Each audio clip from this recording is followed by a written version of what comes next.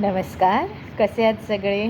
मी आज तुम्हाला पुलंच्या काही कविता किंवा त्यांचे विचार हे वाचून दाखवणार आहे.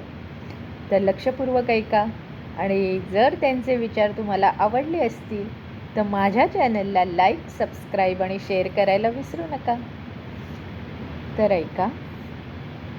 आयुष्यात मला भावलेले एक गुज मी तुम्हाला सांगतो.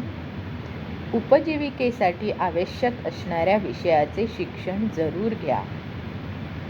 पोटापाण्याचा उद्योग जिद्दीने करा, पण तेवढ्यावरच थांबू नका.